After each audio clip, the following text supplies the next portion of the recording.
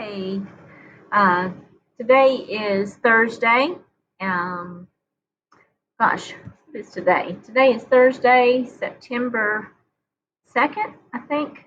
And the reading classes are working with their packet. So hopefully you were able to come up and pick up the packet here in the front lobby for reading class. It has an excerpt in it from the 10th grade English class, and this is a passage from Renaissance literature. It's an excerpt from Don Quixote.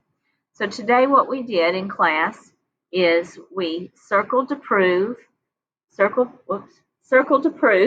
the naming word or words most often repeated is the main idea.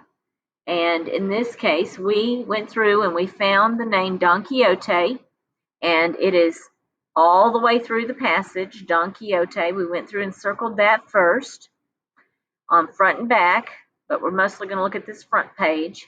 And then the extended lesson is, if you'll notice, like in this first line, it says, "Fortune," said Don Quixote to his squire, as soon as he had seen them. So that little word "he" is called a pronoun.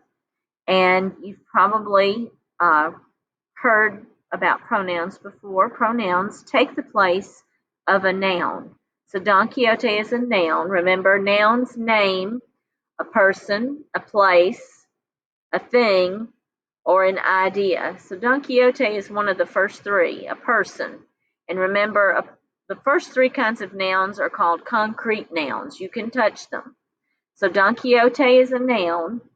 And then they changed the wording. The author referred to him as he. So one of the beginning places to start at with improving reading comprehension skills is to recognize that just because the author changed the wording to be a pronoun, the word he, it did not change the main idea. He is still Don Quixote. The word he took the place of Don Quixote. So the next step would be to go through and circle your pronouns. And actually we went ahead and circled his too, he and his, because those words are still referring back to Don Quixote, even the word him.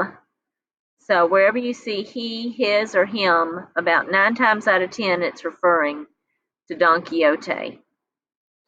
There is one time we had to circle, if you'll notice, right here, where it says I.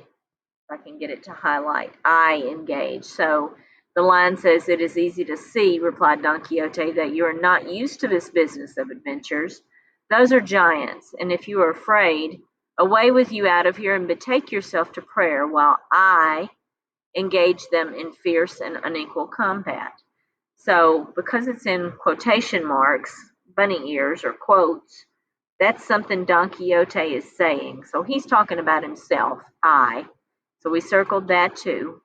Now again, this is actually an excerpt from the 10th grade history assignment, Mr. Green's class. And that's what I'm trying to do with your reading strategies, is show you how to apply this strategy to something you're actually doing for another class. You'll get a grade from me. You get a grade by taking a test with Mr. Green. All right.